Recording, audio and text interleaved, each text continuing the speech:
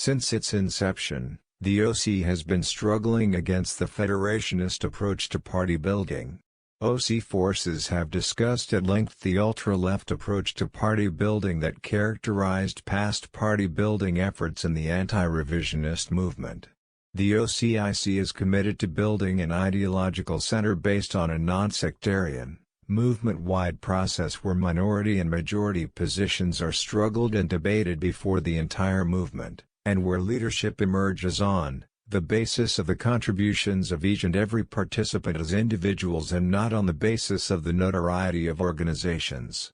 The federationist approach to party building is in opposition to the above conception of uniting the tendency and would doom the OC to fail if it isn't struggled against. Federationism is a theoretical conception that organizations come together as independent, equal and autonomous groups to form the party. Rather than coming together based on an open, centralized process, federationism advocates that each organization joins the process on an equal basis and puts forward the political line of the organization. In the context of building an ideological center, the IC would be a trading post for political line and a recruiting ground for each organization.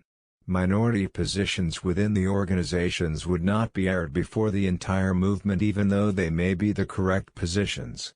Genuine leadership would not emerge for our movement. Small circle spirit, which is the ideological expression of federationism, predominates and comrades place the interest of their individual organizations above those of the tendency. In this context, small circle warfare can emerge and we end up with a struggle for organizational hegemony. Organizations get together and battle over the political line of each organization, and whichever line defeats all others, will represent the line for establishing the party. Comrades would have to unite with an organization's political line or be excluded from the party building process. This sectarian approach to party building places the ideological struggle in an extremely limited context. By confining the ideological struggle to struggles over the political line of organizations, the bulk of the tendency is excluded from the process.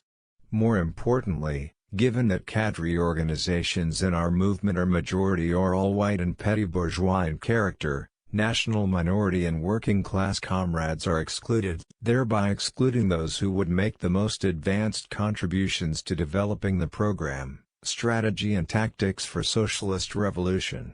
Federationism is racist and anti-working class. Those who defend federationism either in words or deeds are protecting the white and petty bourgeois character of the OC and the broader tendency. They are ensuring that the leadership of our movement will not reflect the true character of the working class. They are protecting themselves, ensuring that they have a place in the leadership of our movement by defending an approach that excludes the bulk of national minority and working class comrades. The OC from the beginning took up a struggle against federationism and racism. Each struggle has provided OC forces with more clarity on the interconnection between federationism and racism. We are now clear that a struggle against federationism cannot take place without a struggle against racism and anti-working class bias. This section, however, will focus on federationism and racism.